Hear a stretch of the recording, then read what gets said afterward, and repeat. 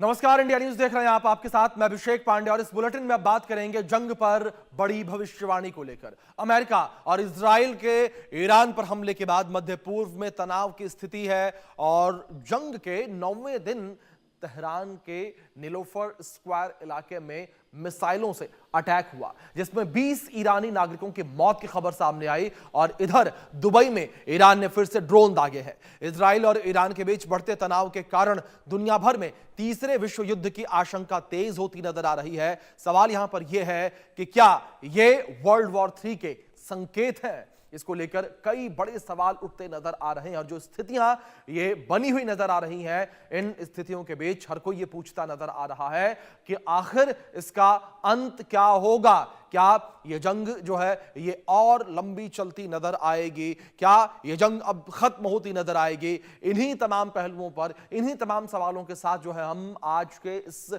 खास बुलेटिन में चर्चा करेंगे। हमारे साथ कुछ ज्योतिषी जो हैं वो भी जुड़ेंगे और उनसे हम समझने की कोशिश करेंगे कि इस पूरी वॉर को लेकर जो ग्रहों की चाल है, जो ज्योतिष विद्या है, वो क्या कुछ कहती नजर आ रही है। सबसे पहले हम वर्ल्ड वॉर 3 के संकेत को समझते हैं। मिडिल ईस्ट में किस तरीके से ये जंग थम नहीं रही है, आप समझिए। वर्ल्ड वॉर 3 के संकेत हैं ये। 9 दिन से भीषण बमबारी जो है वो लगातार जारी है, अमेरिका, इजराइल और ईरान की तरफ से। इसके बाद हमलों में ईरान की रिफाइनरी में आग लग गई, भारी तबाही जो है वो देखने को मिली और दूसरी ओर अमेरिकी अड्डों पर भी ईरान लगातार पलटवार कर रहा है। सैन्य अड्डों को ईरान के द्वारा निशाना बनाया जा रहा है। जंग लंबी चली तो खतरनाक अंजाम जो है वो देखने को मिलेगा, बेहद ही खतरनाक अंजाम देखने को मिलेगा। समझिए आप, ट्रंप ने सरेंडर करने की धमकी जो है वो दी है। ट्रंप के द्वारा सरेंडर करने की धमकी दी गई है कि सरेंडर करो, और ट्रंप की बात नहीं ईरान मान रहा है। ईरान कह रहा है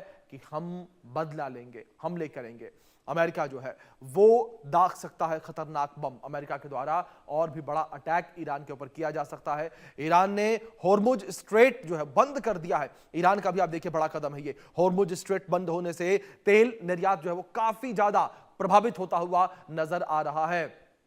तो मिडिल ईस्ट में ये जंग थमती नजर नहीं आ रही है और ये वो पॉइंट्स हैं जिनके माध्यम से ये लगता है कि वर्ल्ड वॉर 3 के ये संकेत हैं, क्योंकि जो स्थितियां ये बनी हुई हैं, ये स्थितियां लगातार जो है विश्व युद्ध की आहट है और ये जो अपडेट्स निकलकर सामने आई हैं ये लगातार विश्व युद्ध की ओर इशारा कर रही हैं। क्योंकि अगर ये स्थितियां जल्दी ही सामान्य नहीं हुई मिडिल ईस्ट में, तो आप समझिए कि वर्ल्ड वॉर 3 जो है वो तय है।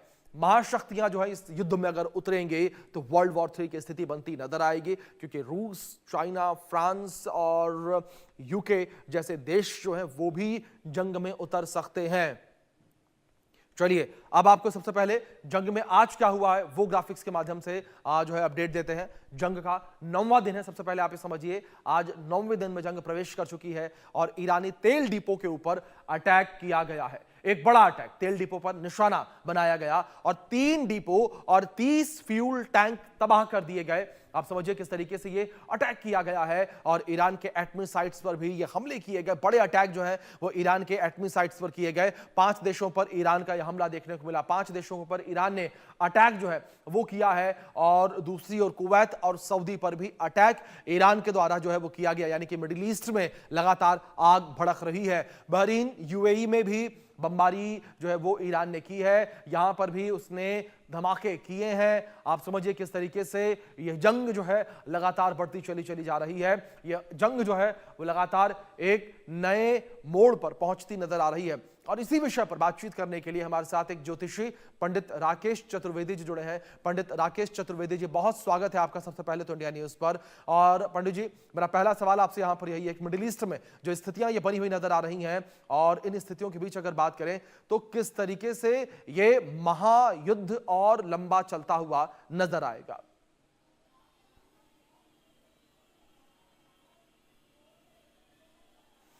पंडित जी, आपका डिवाइस म्यूट है, प्लीज उसे अनम्यूट करें।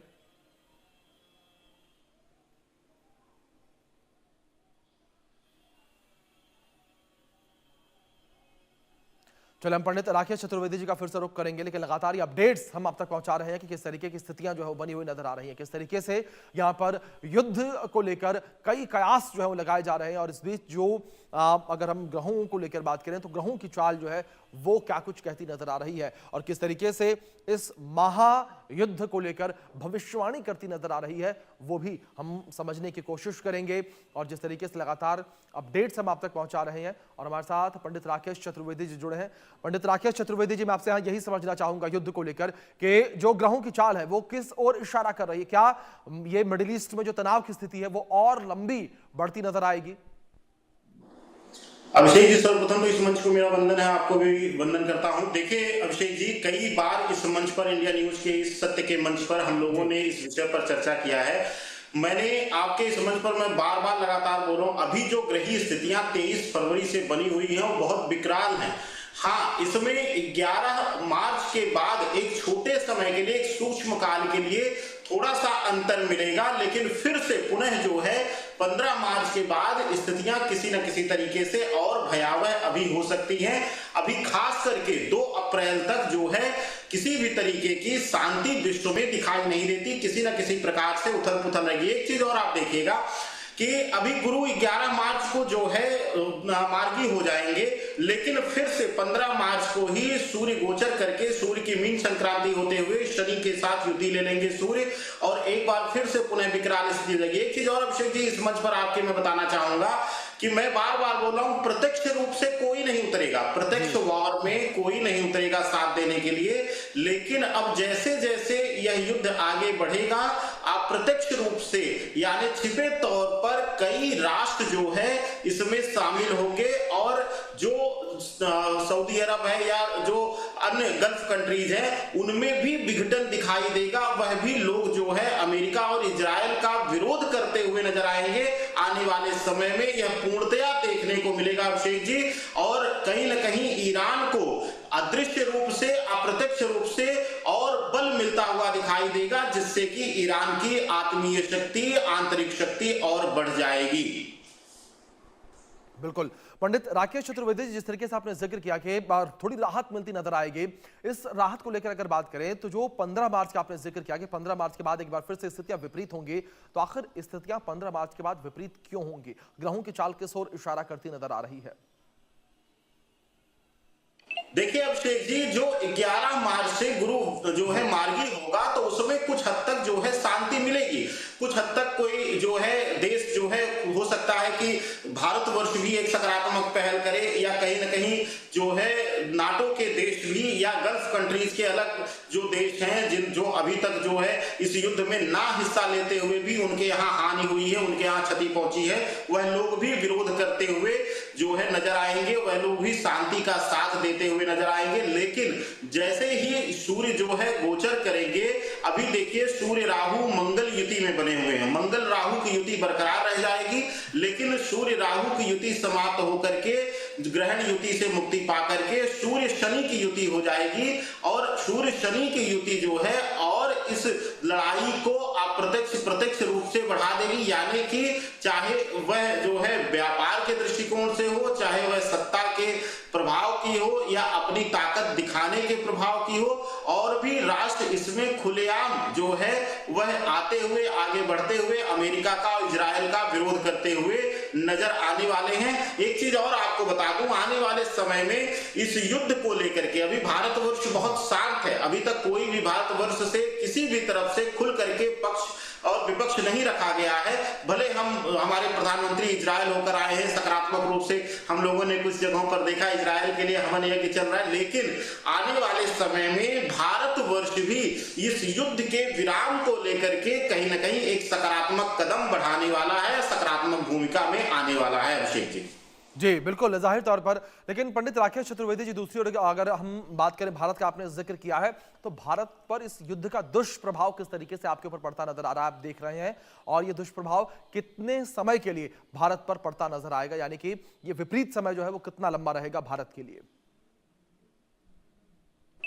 अभिषेक जी, अभी भारतवर्ष के लिए जो विपरीत समय है, मैंने आपको आपके साथ ही कई ज्योतिषीय तरीके शो किए हैं हम लोगों ने, और अभिषेक मैंने कहा था उसमें जुलाई तक का जो समय है भारतवर्ष के लिए बहुत अच्छा नहीं है। राजनीतिक उथल पुथल, राजनीतिक जो है पलटी मारना, राजनीतिक रूप से बहुत सारे परिवर्तन, और साथ ही साथ अब जो है इस युद्ध का एक दुष्प्रभाव जो है सबसे बड़ा दिखेगा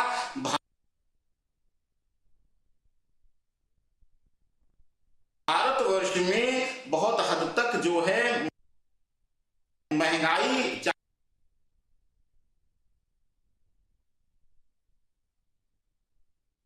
चाहे वह भाई प्रत्यक्ष रूप से जाहिर बात, आज भले गवर्नमेंट कह रही है शांति के लिए या भगदड़ ना मचे या ज्यादा लोग आक्रोशित ना हो, लेकिन कहीं ना कहीं इसका पेट्रोलियम से जुड़े हुए चीजों पर और प्रभाव पड़ेगा, महंगाई और बढ़ेगी, जिससे भारत में भी कहीं ना कहीं सरकार को लेकर के एक नकारात्मक भाव आएगा, लोग विरोध में आएंगे, विरोधाभास होगा। और आप ही के मंच पर मैंने कहा था कि छोटे छोटे आंदोलन तो चल ही रहे हैं, लेकिन आने वाले समय में कुछ इस वॉर का जो है साइड इफेक्ट जो है महंगाई और कुछ भारत में पहले से चल रही राजनीतिक गतिविधियां, दोनों का जो सामूहिक रूप है वह विकराल रूप लेगा और भारत में भी बड़ा जनाक्रोश, जन आंदोलन हो सकता है जुलाई तक के समय काल को लेकर के। अभिषेक जी जी, पंडित राकेश चतुर्वेदी जी, दूसरी ओर अगर मिडिल ईस्ट को लेकर बात करें, इस तनाव को लेकर बात करें, जिस तरीके से 2026 के शुरुआत के समय ये कहा जा रहा था कि 2026 जो है बेहद ही विपरीत रहने वाला है, कई चुनौतियां जो है देखने को मिलेंगी और महामारी का जिक्र किया जा रहा था, तो क्या राकेश चतुर्वेदी जी यही वो महामारी है या इसके अलावा भी कोई दूसरी महामारी हमें देखने को मिलेगी 2026 में? अभिषेक जी, बिल्कुल, हम लोगों ने भी कई बार इस पर चर्चा किया है। नववर्ष के एक दिन पहले भी हम लोगों ने आप ही के साथ इस विषय पर चर्चा किया गया था और मैंने स्वयं ये चीज बोला था कि आने वाले समय में जो है, पिछले वर्ष लोग चिल्लाए अग्निकांड, लेकिन आप देखिए रशिया यूक्रेन वॉर हुआ, लेकिन उसमें जनहानि इतनी ज्यादा नहीं हुई, यानी कि लोगों की जान इतनी नहीं गई, लेकिन जितना इन 9 दिनों में 10 दिनों में जो है ईरान और इजराइल और अमेरिका के इस युद्ध में गई है जाने, वह सामान्य रूप से मृत्यु ज्यादा हुई है। और बम क्या है, विस्फोट क्या है, यह अग्नि तत्व है। और आपके मंच पर मैंने बोला था कि लोग चिल्ला तो रहे हैं गुरु का संवत्सर है, गुरु और मंगल का संवत्सर है, लेकिन लोग भूल जाते हैं गुरु एक पुनर्निर्माण का है। और आप ही के मंच पर मैंने बोला था कि भारतवर्ष में और विदेश की धरा पर सत्ता परिवर्तन होगा।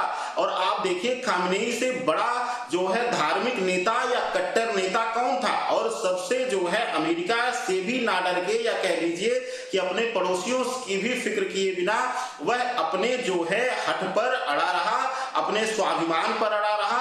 और अब देखिए कि जाने गई है, अभी भी आपको बता दूं कि 2 अप्रैल के बाद जो है शनि, मंगल और साथ ही साथ सूर्य युति ले लेगा।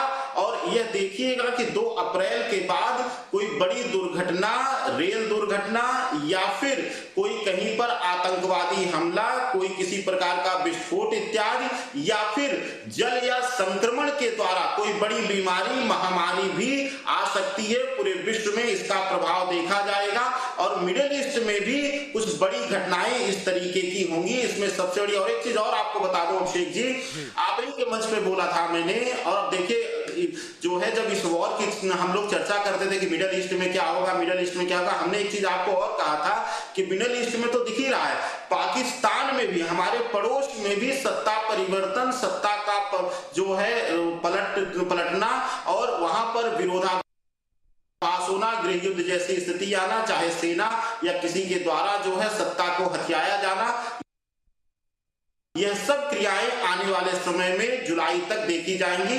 इससे कोई भी अछूता नहीं रहेगा, खास करके पाकिस्तान और मिडिल ईस्ट। अभी इन दोनों जगहों पर अभी शांति नहीं मिलने वाली है जुलाई तक। जी, राकेश चतुर्वेदी जी, दूसरी ओर अगर 2026 को लेकर बात करें, क्या 2026 का पूरा साल इसी तरीके से उथल पुथल भरा रहेगा या शांति आती नजर आ रही है?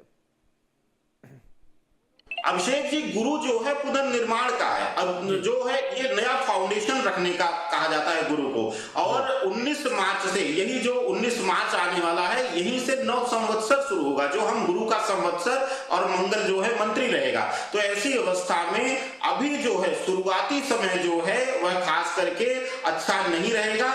जो शांति है, जो पुनरुत्थान है, पुनर्निर्माण है, वह जाकर के सितंबर के बाद जो है एक बार फिर से शांति आएगी और नव निर्माण को, नव सृजन को गुरु जो है मौका देंगे। तो